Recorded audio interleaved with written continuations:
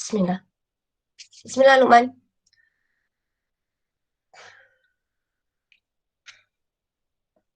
Luqman, dia asal baca doa je dia hilang. Serius lah Luqman.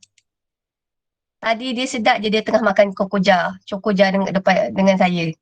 Macam okey, jap ada Luqman. Amsyah lah. Amsyah. Bismillahirrahmanirrahim. Amsyah ada? Ada. Ada Amsyah. Macam biasa tak Amsyah? Kita mulakan dengan sedekah Al-Fatihah. Awak semua niatkan dalam hati. Actually sedekah Al-Fatihah tu kalau untuk diri awak, kalau awak rasa macam banyak stres ke apa pun, it's good for you.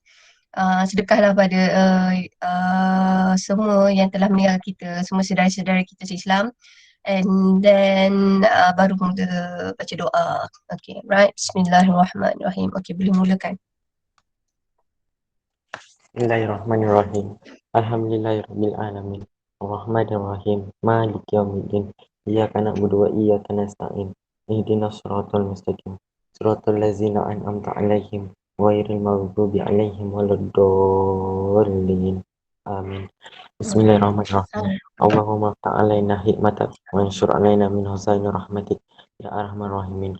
Rabbi shrah lana sudurana wa yassir lana amrana wahlul 'uqdatam min lisanina yafqahu qawlana.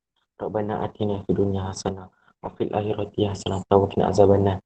Sallallahu ala sayyidina Muhammad wa ala alihi wasallam. Alhamdulillahirabbil alamin.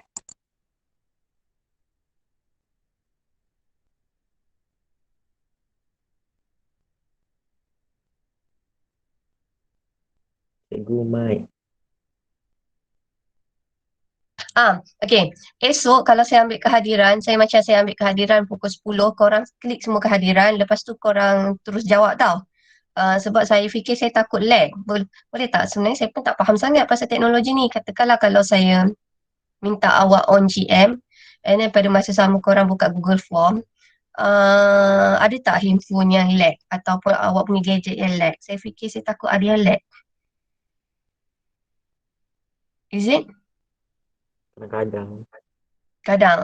So basically sebab baru first time, bila baru first time, saya rasa saya percaya kat awak, saya husnuzon dekat awak, awak ambil je kehadiran tu kat Telegram, klik, saya tengok dah berapa ramai, lepas tu saya tengok siapa yang tak masuk, kita cuba contact sama-sama, and then bila semua macam dah okay, and then kita baru, saya baru releasekan paper. Lepas tu saya releasekan paper, lepas tu saya akan bagi tahu lah berapa minit lagi nak habis, so korang kena alert tau.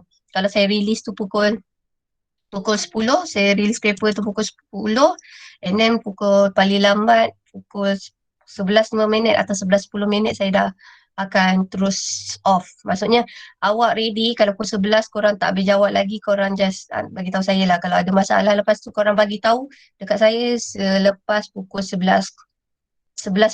Saya bagi masa extra 10 minit.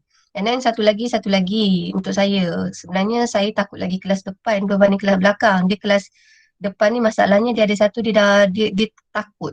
Dia ada satu takut, maybe the pressure from the parents, the pressure from the teacher. Korang tak, maybe korang ada masalah, korang tak bagi tahu. Tapi korang tahu korang kena lulus paper. Kalau tak lulus korang takut kena marah dengan mak abah, mak ayah. Korang takut kena marah dengan cikgu. Tapi saya bagi tahu awak, okay, tapi ni diri awak lah kan. Actually kertas tu, apa-apa paper tu sebenarnya adalah indikator untuk awak. Dan saya ingatkan banyak kali, korang tak compete dengan siapa-siapa. Korang compete dengan diri awak. Korang compete dengan diri awak, korang make sure korang adalah lebih bagus daripada semalam. Tu je, you are competing to yourself. Maksud saya macam kalau saya contoh Amsyah tak boleh jadi Syafiq, Amsyah tak boleh jadi Jimmy. Amsyah is Amsyah. Do you understand what I'm trying to say? And everybody, pace dia adalah berbeza-beza. Awak tak boleh jadi orang lain. Apa yang awak boleh adalah awak jadi orang yang lebih bagus berbanding semalam. Okay, dan mana yang awak kurang tu kita cuba baiki. So basically periksa tu adalah result awak. Dan satu lagi, kalau dia teruk, maksudnya ada kita cuba betulkan. Kalau dia bagus, maksudnya PDPR ni awak on the right track. You are in the right track. You are doing something right. Tapi kalau result tu is not good as you think, maksudnya there's something wrong in between. So kita cuba cari jalan tu. Okay. So jangan risau. Tapi bagi saya stress is good. Tak boleh banyak sangat. Sebab stress tu yang akan macam bagi awak satu energy to move forward. Percaya tak? Awak percaya tak cakap saya? You need stress. Kalau awak tak ada stress, awak tak boleh moving forward. Macam a little bit of pressure in your life is good. Sebab pressure tu yang boleh paksa kita ke depan. Okay, cuma awak je yang boleh control that pressure. Okay, dah habis membebel. Sadaqallahul azim. So, kita boleh mulakan dengan kumpulan Fatihah. So, kumpulan Fatihah, siapa nak terang? Pasal ni, tindak balas ni, ini adalah tajuk baru. Kumpulan Fatia, kumpulan syuting. Kat sini ada Fatia, syuting, Zafir, Umar dengan Aina. Diorang akan discuss mengenai gerak balas tumbuhan.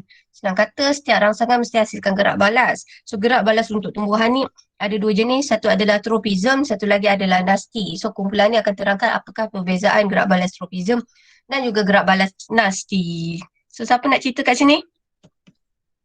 Siapa nak bentangkan, saya bagi masa. Kumpulan ni senang je. Saya bagi masa kurang 5 minit. 5 minit je. Saya timer masa. Siapa? Fatia? Alright. Okay, mulakan Fatia. Okay, Assalamualaikum warahmatullahi wabarakatuh dan selamat sejahtera. So, grup kita orang dapat gerak balas, jenis gerak balas. So, jenis gerak balas ni ada dua, gerak balas tropism dan gerak balas nasty. Saya akan membentangkan pasal gerak balas tropism.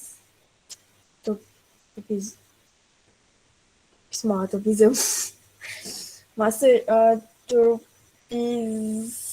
tropism ni gerak balas bahagian-bahagian tertentu tumbuhan seperti akar dan pucuk. So, ciri-ciri gerak balas tropism ni ada 5. Gerak balas ni kekal dan dia dipengaruhi oleh hormon tumbuhan. Yang kedua, gerak balas ni dia perlahan dan tak jelas. Ketiga, arah gerak balas pertumbuhan ni dia bergantung kepada arah rangsangan. Tropism ada tropism positif dan juga tropism negatif. Tropism positif ni dia pertumbuhan dia bergerak ke arah rangsangan. Manakala tropism negatif dia pertumbuhan dia bergerak menjauhi rangsangan. Contoh gerak balas tropism ni ada 5. Thigmotropism, geotropism, hydrotropism, phototropism dan chemotropism.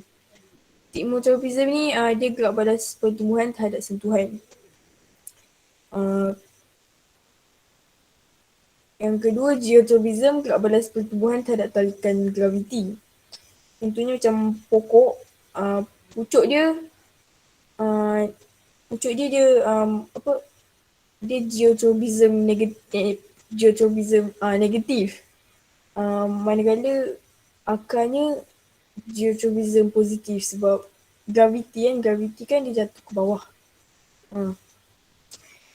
Yang ketiga, hydrotropism, gerak balas pertumbuhan terhadap air. Contohnya akar tu hydrotropism positif. Yang keempat, phototropism, gerak balas pertumbuhan terhadap cahaya. Kalau tadi kan hydrotropism tadi akar tu dia hydrotropism positif, yang ini phototropism ni pucuk dia pula positif. Apa kau cakap ni? Sorry. Yang kelima, chemotropism, gerak balas pertumbuhan terhadap bahan kimia. Contohnya akar dia menunjukkan chemotropism positif bila dia tumbuh ke arah garam mineral.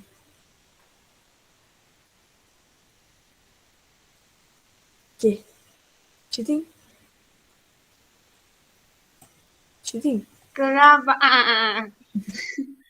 Ada 3 ciri gerak balas nasty. Ciri pertama ialah tidak semua gerakan nasty merupakan gerak balas pertumbuhan. Ciri yang kedua ialah gerak balas yang ditunjukkan adalah lebih cepat dan jelas daripada gerak balas tropism.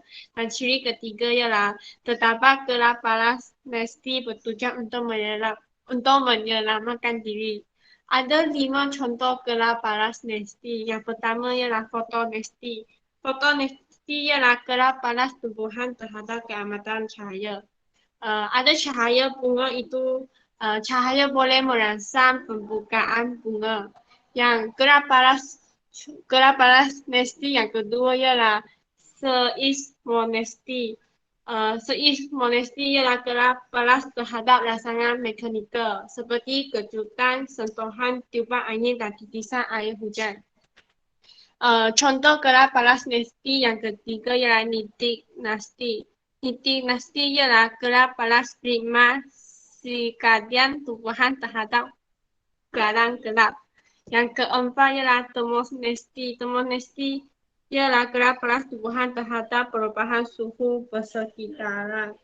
Bunga akan mekar jika suhu persekitaran mengalami kenaikan.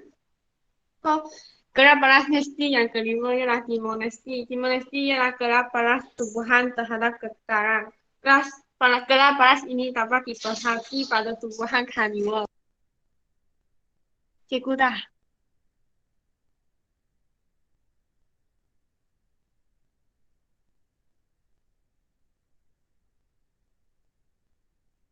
Okay, alright, okay. So kumpulan ni 2 soalan yang awak boleh bagi kepada kawan-kawan. Ada soalan tak? Okay, bagi 5 contoh gerak balas tropism dengan dia punya apa jenis gerak balas tu. Faham tak? Bagi apa? Lagi sekali? Bagi 5 5 gerak balas tropism. dengan apa benda dia punya tu. Dia punya gerak balas tu. Alright. Jangan Okay. nak ukur Jangan nak ukur. Dia berdasarkan masa. Ni berdasarkan apa yang diorang bentang. Okay, siapa nak jawab? Siapa nak jawab ni saya bagi. Apa saya buat ni? Oh, bukan saya Comel. Okay. So, siapa nak jawab? Adlin. Okay. Good, Adlin. Yeah, Adlin. Okay. Cuba. Okay, 5 kan. Okay, Ha-ha. first gerak balas stigmotropism iaitu gerak balas rangsangan terhadap sentuhan. Yang kedua, geotropism, gerak balas terhadap tarikan graviti. Yang ketiga, hydrotropism, gerak balas terhadap rangsangan air. Yang keempat, phototropism, gerak balas terhadap rangsangan cahaya. Yang terakhir, chemotropism, gerak balas terhadap bahan kimia. Alright. Betul tak, Fatia? Betul. Okay. So, kumpulan Adlin saya bagi extra 5 markah. Macam kredit lah kan, Adlin. Okay, ada lagi satu soalan tak? Ada lagi soalan tak? Okay, bagi 2 ciri. Okay, syuting. Nak ke? Okay, bagi Cepat. Boleh syuting. Sebab kan syuting kita nak bagi dia orang alert sebenarnya syuting. Okay, syuting. Senaraikan 5 gerak balas nesti. Okay, 5 gerak balas nesti. Senang weh. Kita nak tengok pagi-pagi ni korang bangun ke tidak? Saya. Okay, so kumpulan mana nak jawab? Saya. Farah. Ya. Okay, Farah ke? Okay, kumpulan Farah. Okay. Mirza Contoh ni. gerak balas Raj, cuba. pertama fotonasti iaitu gerak balas terhadap cahaya. Kedua tu apa? Kedua simonasti. Gerak balas disebabkan oleh rangsangan mekanikal. Yang ketiga dinasti gerak balas ritma.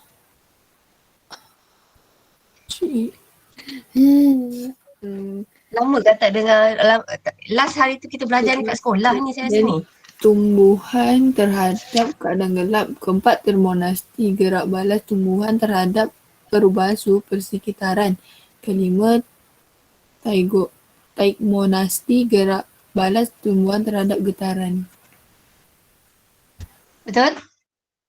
Betul tak? Betul.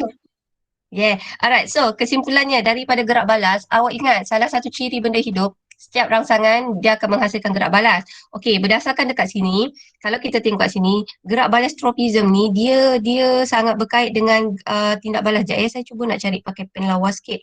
Tapi highlighter ni nampak macam besar lah. Sekejap Bismillah tawakkaltu ala Allah.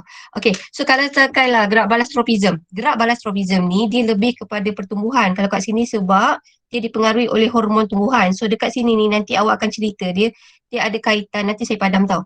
Dia ada kaitan dengan hormon oksin, hormon tumbuhan, yang ini adalah hormon oksin. Okey, so kalau kat sini awak tengok gerak balas tropism ni, dia lebih kepada pertumbuhan. So kita ada geotropism, kita ada foto, kita ada kimo, kita ada tigmo, kita ada hydro. Now, kalau kat sini tadi, Fatia ada cakap, kalau dia suka, macam geotropism kan, kita ambil geotropism contoh akar. Kalau lah akar ni dia suka ke, dia suka gravity ke tak suka? Suka. Suka. So kita akan cakap dia sebagai positif geotropisme. Kalaulah pucuk pula, pucuk kita panggil dia sebagai negatif geotropisme.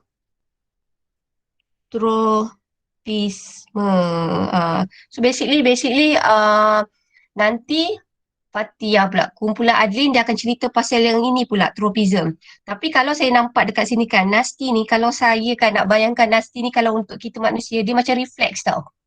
Sometimes dia ada kaitan dengan refleks. Kenapa saya kata dia ada kaitan dengan refleks? Sebab dia ada satu tujuan kat sini adalah untuk menyelamatkan diri. Dan satu lagi tindak balasnya cepat. Dan satu lagi, tidak semua gerak balas Nasti ni dia melibatkan pertumbuhan. Maksudnya dia akan tumbuh ke bawah atau ke atas. Contoh saya ambil Nyctinasty ni. Nyctinasty ni macam contoh pokok petai. Ada pokok petai, bila malam dia tutup sendiri. Itu yang kita panggil dia sebagai ritma. Ritma ni masa siang awak tengok daun dia terbuka. Tapi malam dia sense je malam, dia akan tutup sendiri. So yang ini adalah pokok petai. Betul ke saya cakap ni petai? Yelah. Pokok petai. Ni petai. Katakanlah kalau termonestik ni dia ada kaitan dengan suhu. Kenaikan suhu. So ini adalah pokok tulip. Kalau fotonesti ni saya rasa macam bunga ros Jepun. Ni bunga ros Jepun. Maksudnya pagi-pagi kena cahaya matahari, ros Jepun, dia akan terbuka. Kalau tigmonesti, contoh tigmonesti adalah tadi syuting cakap apa? Ni. Sekejap. Perangkap lalat Venus.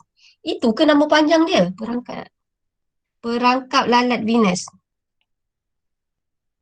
Perangkap lalat Venus. So getaran. Kalau tiba-tiba lalat masuk kan, dia terus tutup. Perangkap lalat Venus.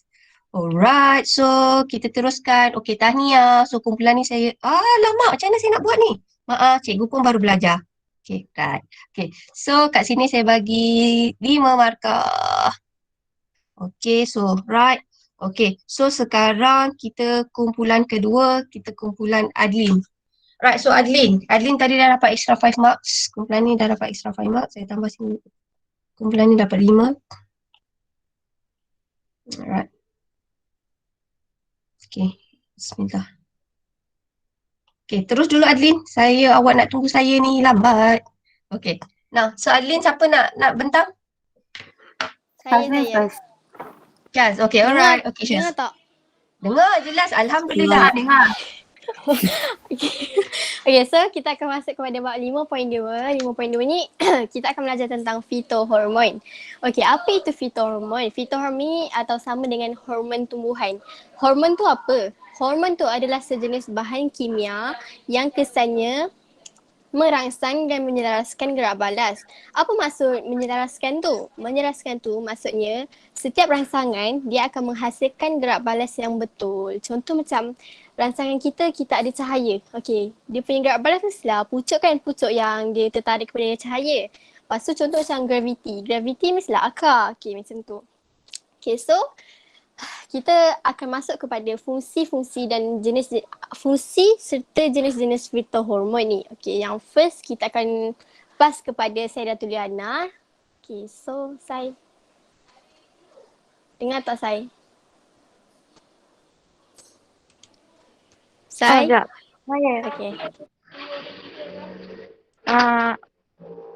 Okey, yang pertama fungsi fitohormon. Yang pertama adalah auksin. Fungsinya adalah menggalakkan pertumbuhan dan pemanjangan sel akar dan sel pucuk. Yang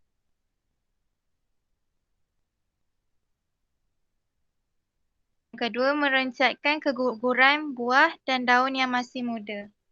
Yang ketiga, merangsang pertumbuhan merencatkan pembahagian sel di kambium semasa pertumbuhan sekunder. Yang kedua pula, gibberellin. First, menggalakkan pembahagian dan pemajangan sel batang. Yang kedua, merencatkan perkembangan akar. Yang ketiga, menyebabkan pertumbuhan batang berbunga pada tumbuhan kerdil. Fungsi yang lain ada juga, boleh tengok dekat muka surat 103.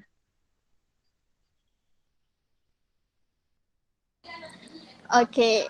Dengar tak? Dengar, okey. Dengar, Okey, yang dengar. seterusnya, yang ketiga, kita ada sitokinin. Sitokinin ni dia merangsang pembahagian dan pemanjangan sel akar serta batang dengan kehadiran auksin. Okey, lepas tu kita ada asid absisik. Asid absisik ni dia unik. Unik sebab apa? Sebab dia merencap pertumbuhan. Dia merencap pertumbuhan tu, contoh kan, kita ada biji benih. Biji benih tu dia akan stay je dalam keadaan dormant. Dormant ni maksudnya apa? Dormant ni maksudnya dia tidak berkembang. Maknanya biji benih tu tak akan tumbuh pucuk ataupun akar. Okey, itulah fungsi asid absisik ni. Lepas tu yang terakhir sekali kita ada etilena. Etilena ni unik. Sebab apa dia unik? Sebab etilena ni dia wujud dalam keadaan gas. Dia fitohormon yang dalam bentuk gas. Okey, uniknya dia ni merangsang pemasakan buah. So contoh macam kita ada mangga dekat atas pokok kan. Mangga tu kalau hijau, masam. Macam mana kita nak biar dia masak? Mestilah kita tunggu kan. Okey, masa kita tunggu tu etilena ni lah yang berfungsi. Dia buat mangga kita tu masak. So sebab tu lah lama-lama mangga kita tu jadi kuning. So korang boleh buka muka surat 103 tau. Kat dalam tu ada semua jenis fitohormon dan fungsinya. Ada banyak tapi kita orang just explain sikit je sebab ini hanya untuk buat revision sahaja, okay? So ada soalan tak untuk yang jenis fitohormon dan fungsinya ni? Tak ada. Tak ada. Okay. Okay, so kita akan pergi kepada peranan auksin dan gerak balas. Peranan auksin terhadap gerak balas tumbuhan. So kita akan pass kepada Adlina Haflin. Terima kasih. Okey, hai semua. Okey, seterusnya, peranan auksin dalam gerak balas tumbuhan ada dua. Yang pertama, peranan auksin dalam gerak balas fototropism dan yang kedua ialah peranan auksin dalam gerak balas geotropism. Okey, kita akan masuk kepada gerak balas fototropism dulu. Okey, apa fototropism ni? Okey, tadi kumpulan shooting pun dah jelaskan, fototropism ni adalah rangsangan terhadap cahaya. Okey, arah gerak balas di hujung pucuk dia bergantung kepada arah rangsangan cahaya. Okey, fototropism ni dia ada dalam dua keadaan. Yang pertama, apabila pucuk tu dia terdedah kepada cahaya dalam semua arah, maksudnya hujung pucuk tu terdedah kiri, kanan, atas, bawah semua terkena cahaya, maka taburan auksin akan sekata. Dia akan sekata kat semua tempat. Maksudnya kepekatan dia adalah samalah. Maka apa yang berlaku? Pucuk tu dia akan tumbuh tegak ke atas. Okey, itu yang pertama. Yang kedua, kalau pucuk tu dia terdedah kepada cahaya cahaya sehala, maksudnya contohlah kita ambil cahaya tu dia datang daripada arah kiri pucuk, maka auksin ni dia akan menjauh daripada cahaya, dia akan lari, dia akan pergi ke kawasan mungkin belah kanan lah, tempat yang redup, tempat yang kawasan teduh, kita panggil kawasan teduh. Maksudnya dekat situ taburan auksin ni dah jadi tak sekata. Korang bayangkan auksin ni macam korang lah, kalau macam contohnya macam waktu sukan tu kan, korang duduk pula kat tengah padang waktu terik, mesti korang akan lari pergi tempat yang sejuk kan. Auksin tu macam korang jugalah, tak nak sunburn. Dia jauh daripada cahaya. Okay, so jadi apa yang berlaku? Taburan auksin jadi tak sekata. Auksin dia lebih, dia akan pergi kepada kawasan teduh, maka taburan auksin kepekatan oksin dia tinggi di kawasan yang teduh. Lepas tu apa yang berlaku? Sel yang ada dekat kawasan teduh tu dia akan memanjang dengan lebih cepat berbanding berbanding sel yang terkena direct pada cahaya. Jadi kesan dia sel akan membengkok ke arah cahaya yang menunjukkan phototropism positif. Okey, itu untuk phototropism. Okey, yang kedua, peranan oksin dalam gerak balas geotropism. Untuk gerak balas geotropism pula, gerak balas tumbuhan terhadap tarikan graviti juga dikawal oleh oksin. Okey, untuk geotropism, kita tengok gambar ajar dekat situ, pucuk belah kiri, akar belah kanan. Okey, taburan oksin dia berkumpul di bahagian bawah hujung pucuk dan akar disebabkan oleh tarikan graviti. Macam kita tahu tarikan graviti dia ke atas ke bawah? Ke bawah kan? Okay, jadi oksin tu dia berkumpul di bahagian bawah. Sekejap lost.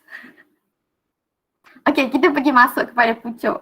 Okay, untuk pucuk, bahagian bawah dia tu kepekatan oksin lebih tinggi di bahagian bawah berbanding bahagian atas kan? Maka kepekatan oksin yang tinggi kat bahagian bawah hujung pucuk tu dia merangsang pemanjangan sel. Maksud merangsang ni dia memanjang ke atas. Dia akan membengkok dan tumbuh ke atas menunjukkan geotropism negatif. Kenapa geotropism negatif? Sebab dia melawan arah tarikan graviti. Okey, itu untuk pucuk. Okay, seterusnya kita masuk kepada akar. Akar pula sama juga kepekatan oksin tinggi di bahagian bawah berbanding bahagian atas. Tetapi kepekatan oksin yang tinggi kat bahagian bawah tu dia merencat pemanjangan sel. Apa maksud merencat tu? Merencat tu dia bukannya dia cacat ke apa. Macam kita tahu kalau panjang, orang akan fikir panjang akan panjang ke atas kan. Tapi akar ni dia panjang ke bawah. Tapi kita tak sebut panjang ke bawah. Kita sebut merencat pemanjangan sel.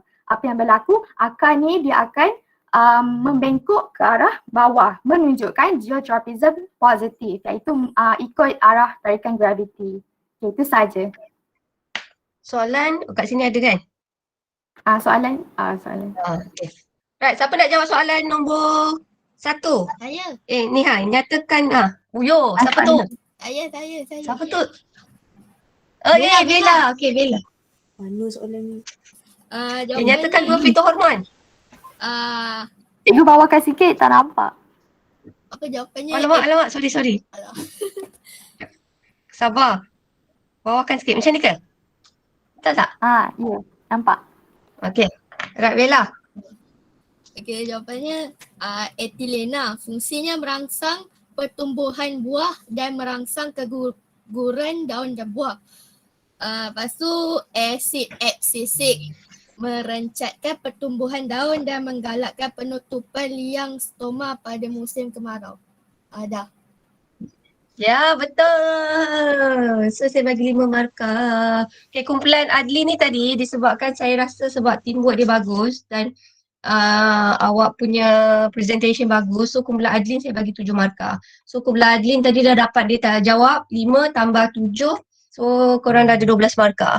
So, kumpulan Bella saya tambah 5. Okay, so soalan yang kedua. Nak. Siapa nak? Okey, Fatia. Okey, cuba. Di bahagian manakah berlakunya pemanjangan lebih dalam gerak balas fototropism? Pucuk ke jawapan dia?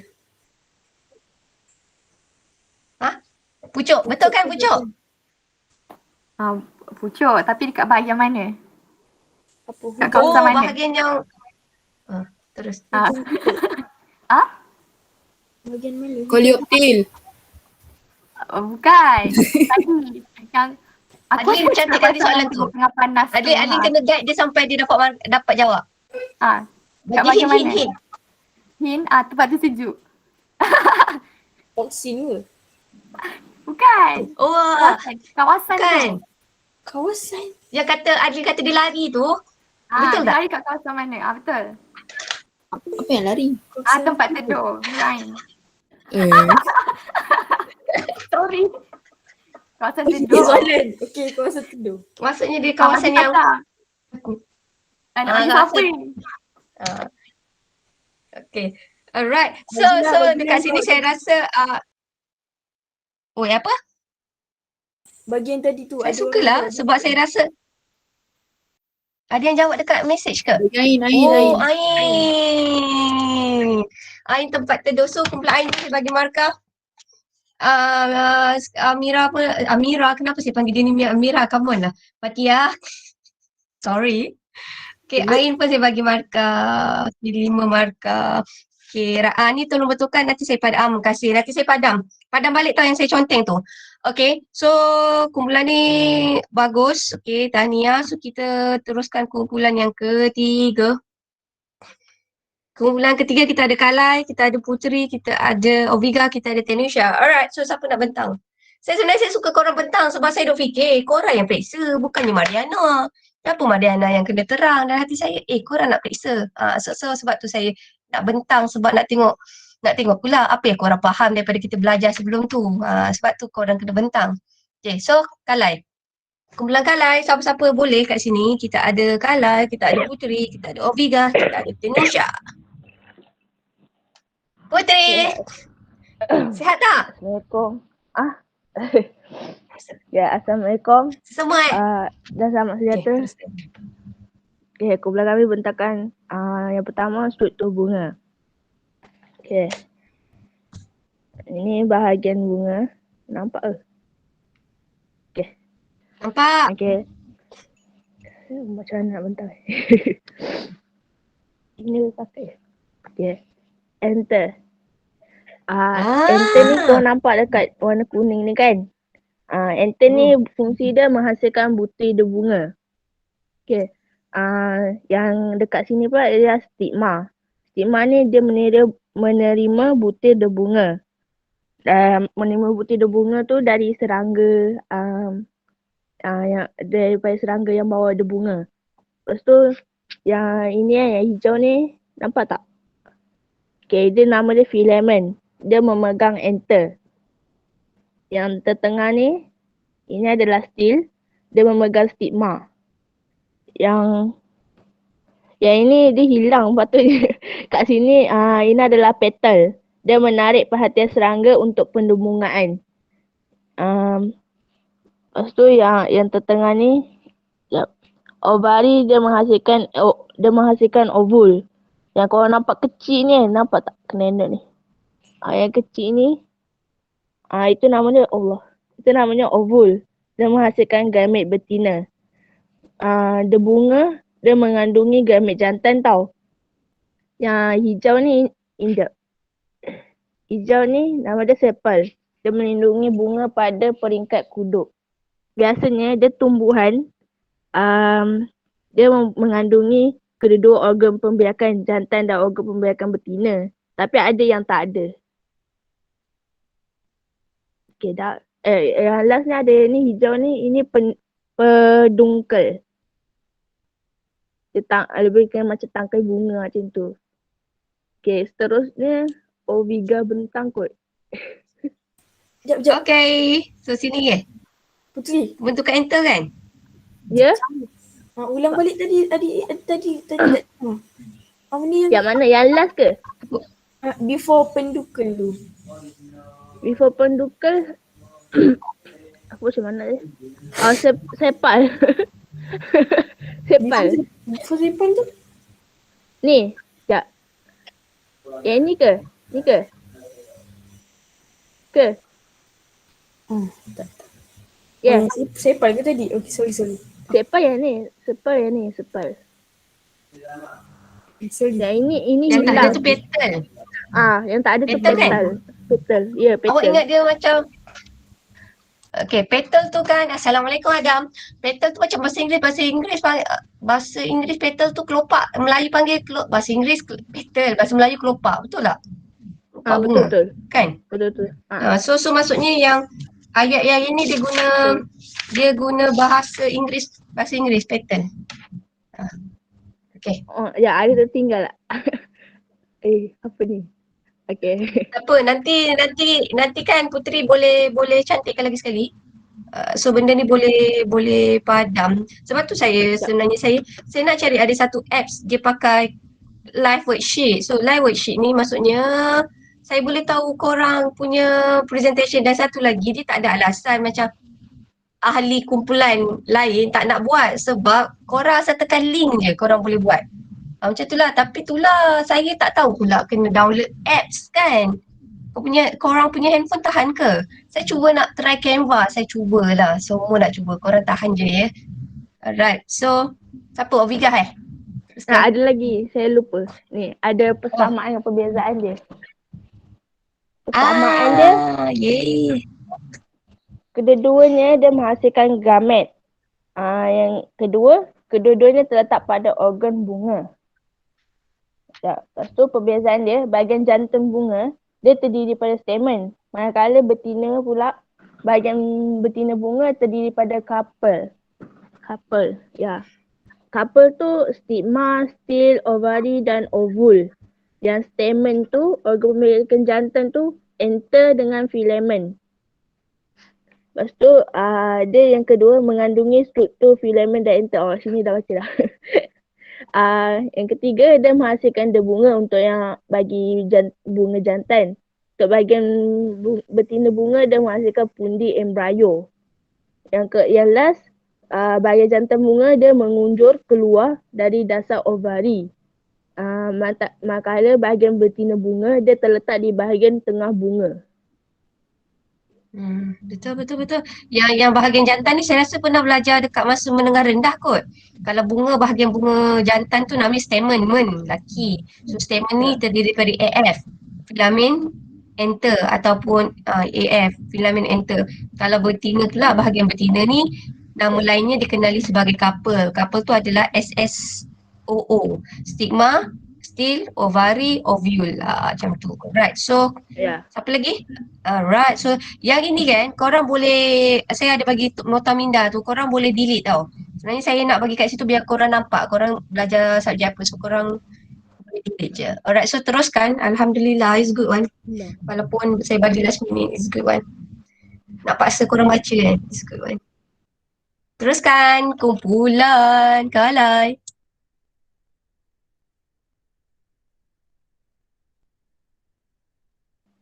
Oviga ada tak?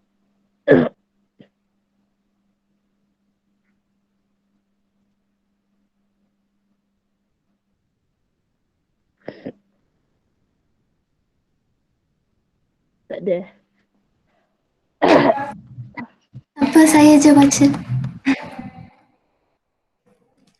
Pembentukan debunga dalam enter. Mula-mula tisu tumbuh di setiap lobul untuk membentuk 4 pundi debunga. Dalam setiap lobul ada beratus-ratus sel induk debunga atau sel endomikrospora yang diploid.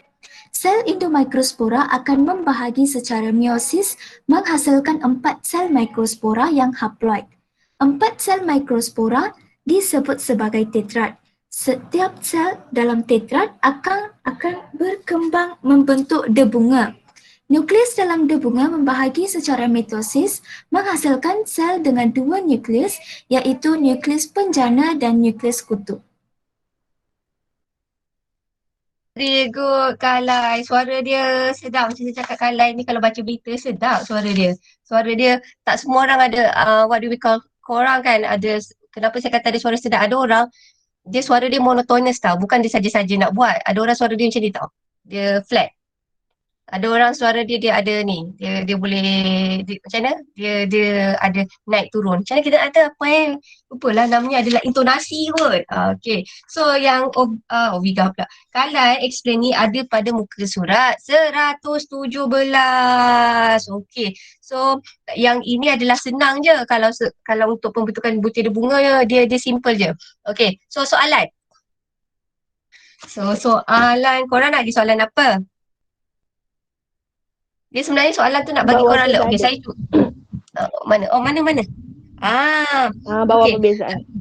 Okay, boleh tak saya nak bagi soalan ni lain daripada kumpulan ni? Dia lain dari yang dah jawab. Sebab saya rasa ada tiba-tiba saya rasa 5 opsi rasa macam malu-malu pula. Kan? Alright, so soalan ni kalau korang type pun tak apa. Okey, soalan pertama. Dalam pembentukan debunga, nukleus dalam debunga akan membahagi secara mitosis menghasilkan dua nukleus. Apakah nama nukleus itu? Okey, so siapa nak jawab? 5 Upsir. Upsir, come on Upsir.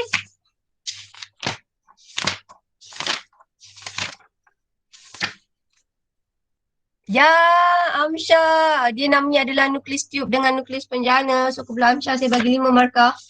Okey, now soalan kedua. Apakah fungsi stigma? Siapa nak jawab? Amsyah 5 markah. Apakah fungsi Menerima stigma? butir debunga. Yeah, Bidat. So, menerima butir bunga Bidat. 5 markah. Okey. Alright. So, kita teruskan. Okay. Okay, thank you so much. Congratulations. Okay, kumpulan Jimmy. Kumpulan Jimmy tak ada bahan lagi So, saya skip malam ni. Ada. Jimmy, are you there? Ada korang, kat mana bahan dia? Awak bagi dalam ni ke? Nak saya share ke? Dekat mana? Dekat dalam grup Telegram Oh, yang last. Okay. Salah. Okay. Jimmy buat mestilah cantik. Come on Jimmy, buat video pun boleh lawa. 17 ke Jimmy? Ini salah ni, saya tak boleh tekan. Is it? 17. Mana Jimmy? Jimmy, mana? Weh, tak ada Jimmy. Sekejap tengok. Cikgu. Ha? Dia ada bagi kat komen tu. Oh, dia bagi kat komen. Okay. So, kejap Kejap. Thank you. Terima kasih sebab saya, wow. Okay, kejap Saya kalau dia bagi kat komen. Jimmy nak awak share ke nak saya share? Sekejap. Bismillahirrahmanirrahim. Sekejap Jimmy. Mana saya? Okay, saya share lah. Okay, saya stop sharing kat sini dulu. Saya share di sini. Sekejap Sekejap Jimmy, saya pun kadang-kadang kena belajar your entire screen. Okay. Share. Lepas tu saya tekan Jimmy punya Jamboard. Okay. Alright. Okay. Wow, Jimmy. Nampak tak saya tengah bentangkan apa ni? Belum nampak lagi? Nampak? Alright. Okay, hide. Okay, siapa nak terang ni Jimmy? Nombor 1. Saya. Siapa tu? Iman? Ya. Alright, okay. Teruskan.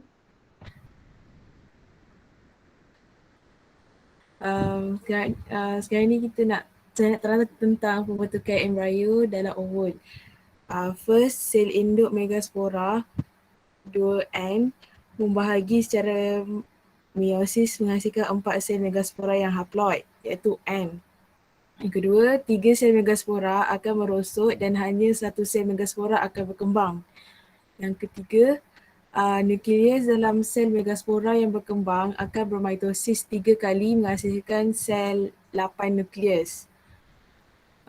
Yang keempat, 3 nukleus akan bergerak ke satu hujung pundi embryo untuk membentuk 3 sel antipodal.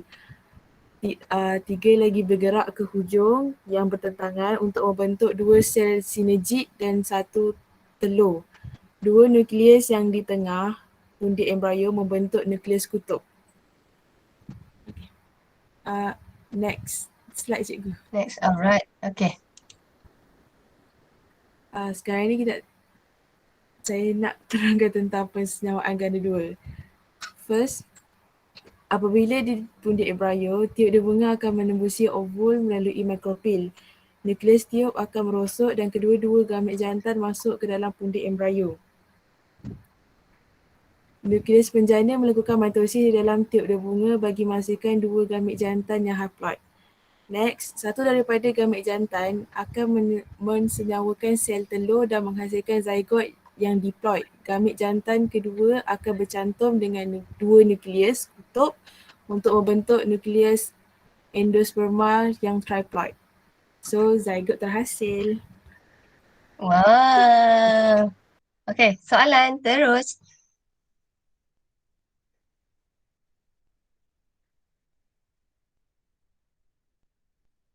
Okey, soalan dia apa? Okey, kat sini. Satu sel megaspora mengandungi 8 nukleus. Bagaimanakah keadaan ini berlaku? So, maksudnya satu sel, daripada satu sel megaspora tu macam mana boleh jadi 8 nukleus? Okey, so ya ini siapa nak jawab? Saya bagi kelas opsi dulu kelas UM awak jangan kecil hati sebabnya saya rasa dekat sini adalah kita nak cuba bagi peluang pada semua. Alright, sebabnya saya rasa kadang-kadang kelas opsi ni dia ada malu-malu dia sikit kan. Okay, so dekat sini soalan yang pertama tu proses apa? Proses apa yang boleh jadikan dia ni? Boleh jadi daripada satu sel besar boleh jadi 8 nukleus. Apakah nama proses itu? Ya, Ain, mitosis. Weh, Ain lepas ni dah kena block tak boleh jawab ni. Okay, 5 markah.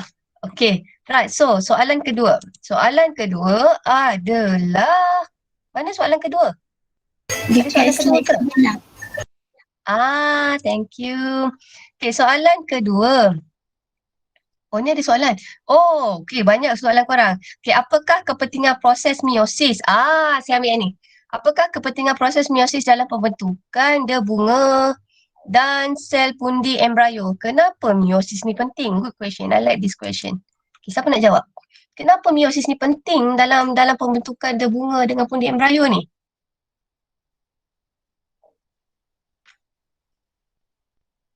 Ain tak boleh jawab. Okay, so saya macam ni. Kumpulan yang dah kena block adalah kumpulan Adlin, kumpulan Shooting, kumpulan Farah, kumpulan Widat, kumpulan Ain, kumpulan Amsyah. So selain daripada tu, apakah kepentingan proses meiosis? 1, 2, 3. Kumpulan Eli boleh jawab, kumpulan Kalai boleh jawab. Amirah Husna boleh jawab. Okay, saya bagi 5 minit. Kalau diorang tak jawab Amsyah, okay, kalau diorang tak jawab Amsyah, saya baru bagi. 5 minit, lama 5 saat. Okay, saya kira sampai 10, tak ada kumpulan jawab. Okay, 1, 2, okay, 1, type paling cepat lah. 1, 2, 3, 4, 5, 6, 7, 8, 9, 10. Okay. So, siapa type cepat saya bagi. Ain lagi. Ya Allah, dia dah ready type, tinggal enter ni. Okay, so Ain dapat lagi. Ya, itu adalah untuk menghasilkan gamet yang haploid. Okay, tahniah kumpulan ni. Alright, so next one, kejap yang ini saya nak kena stop presenting. Okay, so lepas tu ni kumpulan Farah Farah ada bagi soalan kat saya ni. Okay, so saya pakai kat sini. Ya Bismillahirrahmanirrahim. Okay, saya start apa ni? Share. Sekejap. Start broadcast.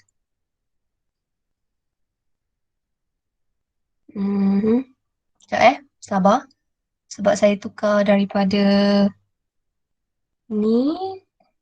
Sekejap. Start broadcast. 1, 2, 3. Sekejap. Okay, kadang-kadang dia macam ni lah kan. So korang kena banyak sabar tau. Bismillahirrahmanirrahim. Sekejap. Share screen. Okay, start broadcast. Okay, right. Sekejap, boleh tak broadcast? Yup. Okay, right, Jamboard. Okay. Right, so kumpulan siapa ni? Lepas kumpulan Jimmy dah. Okay, kumpulan. Alright, so kumpulan Ellie bentang.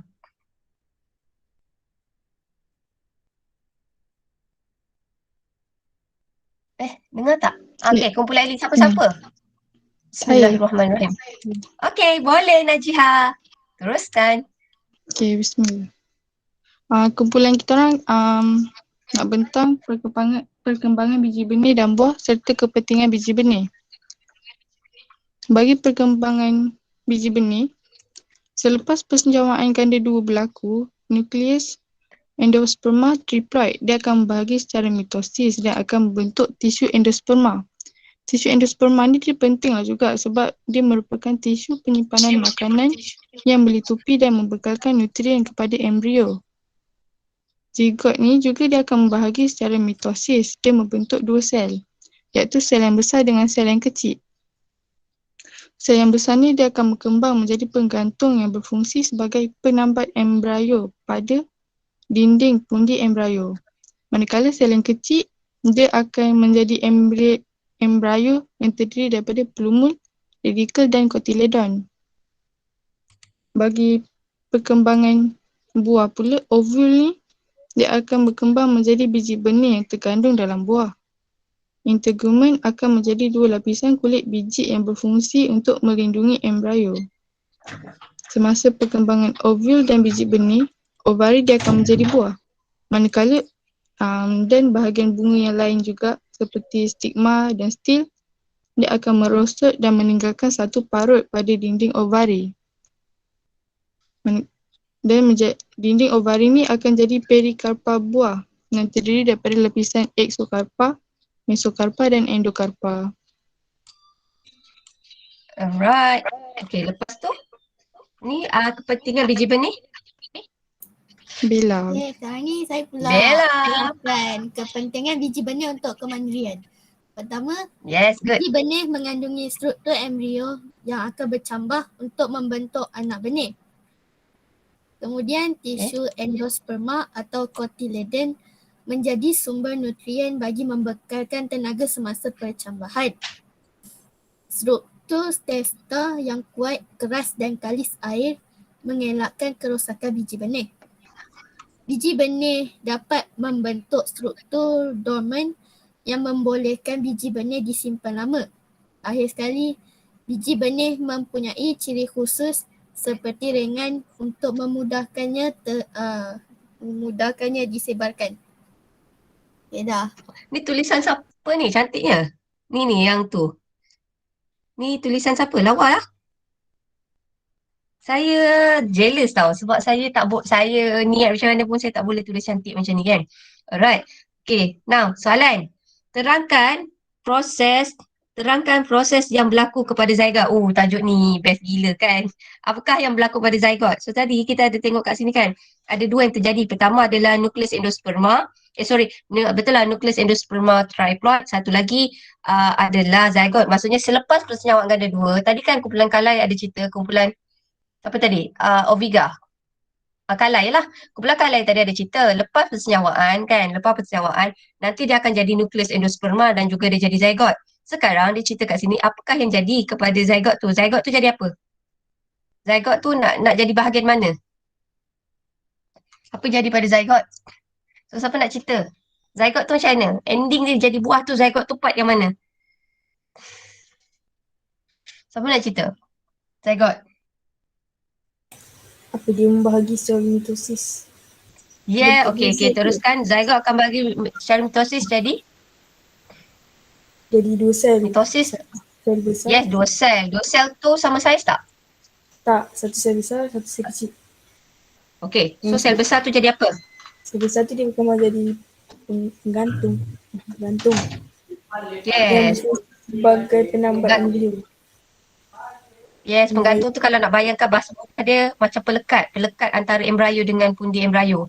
Kemudian yang kecil tu? Dia akan jadi embrio. Embrio. So, iaitu terdiri daripada plumule, radikel dengan kotiledon. So senang kata yang akan jadi biji benih kalau ikut saya to be specific yang akan jadi biji benih. Tadi kan kita kata zygot tu akan mitosis, dia akan mengalami mitosis tapi tak sama saiz. Satu saiz yang besar, satu saiz kecil. Yang kecil ni nanti yang dia akan jadi biji benih sebab yang itu akan jadi embrio. So yang kecil tu yang kecil tu dia akan jadi embrio. So embrio ni dalam biji benih yang terdiri daripada radikel, pumule dan juga cotyledon. Okey, yang jadi buah tu sebenarnya adalah apa? Ovari. Sekejap. Soalan nombor 2. Okey. Soalan nombor 2, huraikan. So kumpulan Fatihah tambah lagi 1 markah. 5 markah. Okey, 6. Apakah kepentingan biji benih untuk kemandirian tumbuhan? Apakah kepentingan biji benih untuk kemandirian tumbuhan? Kenapa biji benih itu penting? Kenapa kita kata kalaulah untuk kita suka buah, tapi untuk pokok dia suka biji benih. Kenapa tumbuhan-tumbuhan ni suka pokok dia suka biji benih? Kenapa? Come on guys.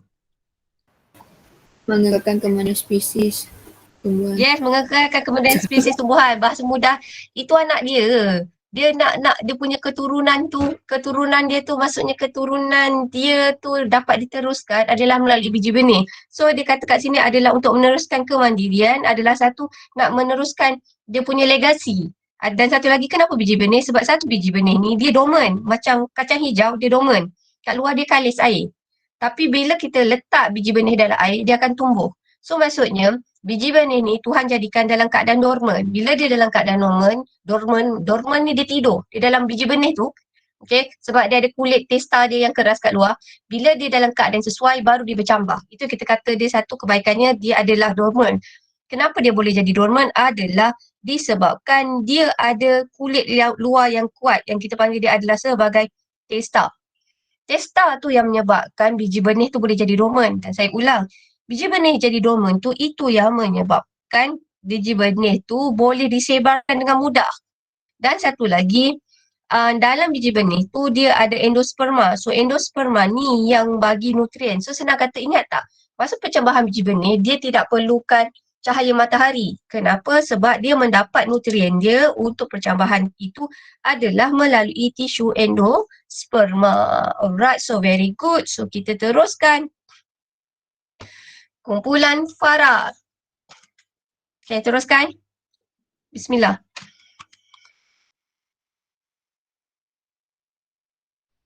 Okay, sekarang ni bab 7. Bab 7 ni sikit je tapi tak tahu lah senang ke tak, macam dah senang tapi macam susah untuk kita ingat kot macam tu lah. Okay. Bab 7 ialah penyesuaian tumbuhan. Terdapat 4 kelas tumbuhan berdasarkan habitat. Yang pertama ialah halofit. Halofit merupakan sejenis tumbuhan yang hidup di habitat berpaya seperti di muara sungai, tempat pertembunan air tawar dan air laut.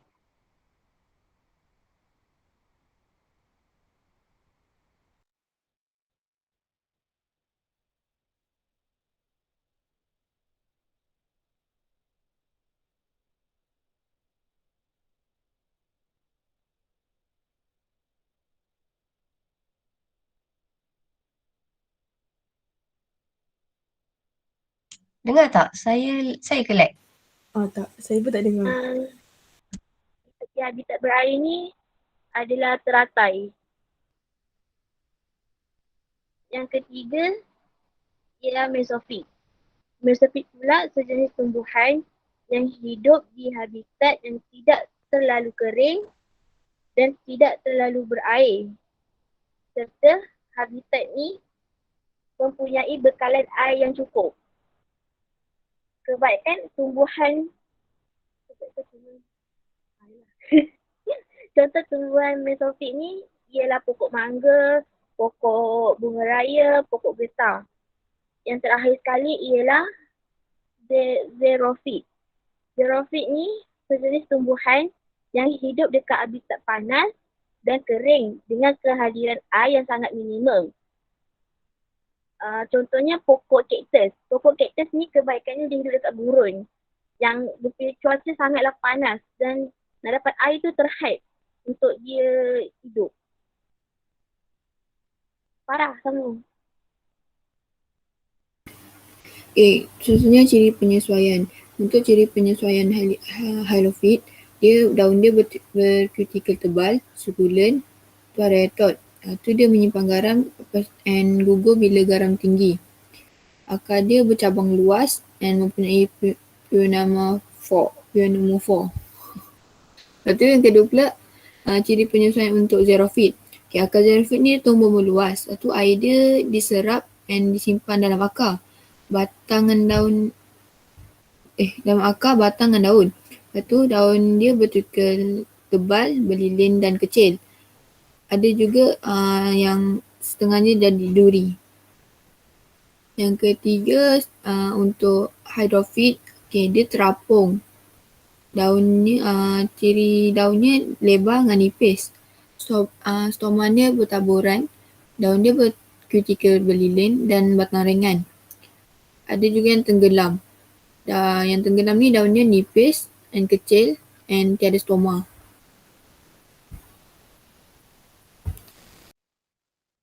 Okay, soalan. So, soalan kat sini, okay. Yang ni, okay. Yang ini saya rasa Farah kot. Saya takut pula dia orang dah macam gaduh ni kan. So, soalannya, Farah, okay. Soalan nombor 1 ni, katakanlah soalan ni. Antara berikut, yang ni kan. Antara yang berikut, yang manakah pernyataan tidak betul mengenai halophyte? Okay, so tengok manakah pernyataan tidak betul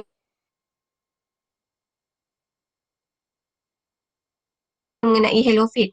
Pertama, saya tambah kat sini nak bukan warna biru dengan biru. Okey. Nama kat sini adalah sistem akar dia adalah prop. Kedua dia kritikalnya adalah tebal. Ketiga adalah air datuk untuk fikirkan garam. Keempat, dia adalah tumbuhan adalah berkayu keras. So Farah nak siapa jawab soalan ni? Siapa ya? Tak, saya tak tahu. Tak tahu. Okey. Alright, kalau tak tengok siapa dah nak jawab soalan ni? Dia kata adalah halophyte.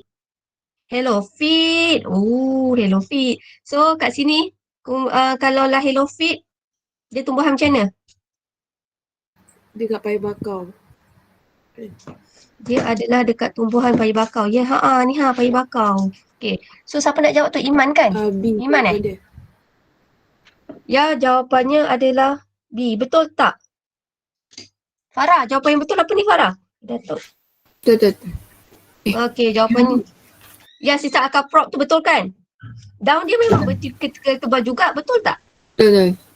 Betul. Saya jawab B. Okay, B tu D. Bola. D. D. Ya. Batang tumbuhan adalah berkayu keras. Okey. Macam D ni pun kalau ikut saya macam macam nak betul juga kan. So tapi dia kata nak yang paling betul lah kan. Alright. So nombor 4. Rajah berikut. Okey, besarkan sikit. Okey. Rajah berikut menunjukkan satu penyesuaian pada tumbuhan. Apakah fungsi M? Yang ini yang susah nak sebut tu. Okey, siapa nak jawab soalan ni? C ke cikgu? Ya, Nisrina. Jawapannya adalah C. Ini apa nama dia Nisrina? Cuba sebut sikit Nisrina.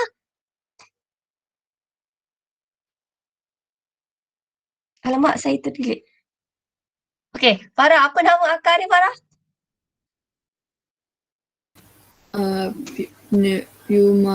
Pneumophore. Yang ni saya pun salah sebut. Nanti kumpulan Widat ni bentangkan lagi sekali ni Widat. Okey, so awak ingat. Okey, kita habis kat sini. Okey, alhamdulillah kita akan sambung lagi malam nanti. Right. So macam ni kesimpulannya, kalaulah yang ni salah eja sikit tau. Nanti awak cuba betulkan ni. Saya rasa macam salah sikit. Tapi saya tak tahu macam mana ejakan yang betul. Okey. Pengelasan tumbuhan berdasarkan habitat, awak ingat kita ada halophyte, hydrophyte, mesophyte dan juga xerophyte. Okay, nanti saya takut awak confuse dalam bab 3, ada satu tumbuhan tu kita kelaskan ikut cara dia makan, nutrisi. Kalau kita kata parasit, epiphyte, carnivore itu adalah mengikut nutrisi. Kalau dia kata mengikut habitat, tempat tinggal dia, awak ingat ada 4 iaitu halophyte, hydrophyte, mesophyte dengan xerophyte. Saya rasa satu nanti pasal bio ni, the things is pasal bio satu nanti saya akan rasa awak tak tahu buat mana, it's too much information kan. So basically saya berhenti dulu sampai dekat sini. Tahniah. Malam nanti kita akan sambung yang ini. Okay, kalau lambat sikit tak apa. Kalau hari ni siapa yang puasa, korang nak masuk pukul 8:05, lambat sikit tak apa. Kemudian siapa yang ada kelas dengan Cikgu Rizana, nak keluar awal sikit pun tak apa. Saya bagi, nanti korang boleh tengok recording. So maksud saya, kita jangan stres-stres mana yang boleh. Malam ni kita akan tengok kumpulan Amsyah, kumpulan siapa ni, Yiwen ni. Kalau tak ada nanti awak just snap, saya cuba masukkan untuk awak. Tak pun kalau awak nak buat dekat Canva, macam kumpulan siapa ni tadi, kumpulan Iman awak boleh. Alright, so far nanti kita cuba tambah baik. Kalau awak ada komen, nanti saya cuba letak komen untuk pembentangan hari ini. Kalau awak rasa, sebab saya rasa bila saya suarakan pendapat dekat macam ni, saya rasa semua orang malu nak bagi pendapat. Tapi kalau saya bagi questionnaire ke apa, korang boleh jawab. Lagi satu, kalau saya tulis kat situ, tak payah letak nama, korang akan memberi pendapat tu adalah lebih jujur dan ikhlas kan. So hari ni macam saya kata, bio nanti ada masa saya terang, ada masa awak terang. Tapi awak faham tak kenapa awak kena bentang? You guys faham tak kenapa you guys kena bentang? Faham tak kenapa korang kena bentang? Faham tak? Kenapa? Nak suruh baca buku, nak suruh faham sendiri. Ya, very good. Sebenarnya saya fikir bio ni satu, korang nak kena banyak baca buku. So bila tu saya kata kadang-kadang a bit of pressure, tekanan tu, ada sedikit tekanan bagus, tapi masalahnya tekanan terlampau banyak pun tak bagus, tapi ada sedikit tekanan itu bagus. Maksudnya tekanan bila korang nak kena bentang, tekanan itu dia akan buatkan awak buka buku. Bila awak buka buku, ada benda yang awak akan masuk. Dan satu lagi, bila awak bentang, first pembentangan awak akan rasa macam awak tak berapa bagus. Tapi lama-lama awak adalah belajar, benda tu belajar. It's a learning process. Again, saya ulang tau. Untuk SPM ni, saya ulang lagi sekali dan saya ingatkan selalu diri saya, sebenarnya yang nak SPM adalah awak. So sebenarnya the main character dalam condition ini, dalam PDPR ni, the main character dalam PDPR ni actually bukan cikgu, bukan saya. Bukan saya hero dalam cerita ini, bukan saya hero dalam PDPR ni. Hero dia sebenarnya adalah korang. Kenapa korang? Sebab korang yang kena masuk SPM. So bagi saya, apa saya fikir is not so important compare to your opinion. Sebab korang yang kena pergi berjuang dekat SPM tu kan. So dekat situ, sebab tu apa-apa pendapat saya akan cuba cari jalan tengah. So far untuk saya kat sini, alhamdulillah pembentangan ni okey, tapi nanti saya akan cuba cari masa, saya nak pecahkan kelas. Saya rasa kalau kelas besar macam ni, saya ada rasa kesian dekat budak-budak 4 opsi ni, 5 opsi. Yang nanti saya nampak kat tepi ni, tahu tak yang jawab siapa ni? Amsyah, Ain, tadi saya nampak Widat. So basically korang maybe ada rasa, saya rasa korang takut bagi jawapan, korang takut jawapan salah. Is it ke korang ada satu perasaan takut salah? Saya takut korang ada tu, korang takut salah dan korang takut korang malu dekat kawan awak yang lain. Malu. So basically saya nak kena pecah tu. Saya rasa confident level wise, kalau katakanlah 5 confident level wise adalah korang tak ada rasa apa-apa. Saya rasa ada rasa insecure tu, ada rasa sikit lah kan. So nanti saya akan cuba cari nanti Fatia tolong carikan untuk saya satu waktu. Kalau hari Isnin ni tak boleh, Fatia tolong carikan saya satu hari untuk kelas UM. Saya memang asing Fatia. UM tu saya kesian, UM tu saya ikut korang. Ya Allah, UM saya tak tahulah korang berapa banyak kelas tambahan korang ada. So basically korang cari satu split. Saya minta maaf, saya kena minta satu split sebab saya rasa nanti saya boleh fokus dekat awak lebih senang, dan kemudian saya fokus dekat opsi lebih senang. Saya takut saya ada selalu terlepas pandang. Contohnya selepas pandang, saya takut saya selalu terlepas pandang kat Sai, dekat Fatin, dekat Tenusha. So bila kita pecahkan kelas Syafiq, kalau kita pecahkan kelas, so saya boleh fokus kat ramai budak. Tapi saya tahu kelas UM korang banyak sangat kelas, tapi again saya ikut awak. Macam saya kata, kenapa saya ikut awak? Sebab dalam PDPR ni sebenarnya hero, heroin adalah awak. So saya tak nak awak ikut saya. Saya seorang, awak ramai. Biarlah saya yang seorang ikut awak. So nanti korang discuss hari apa. Hari Isnin, hari ni je saya buat hari Isnin. Sebab besok nak periksa.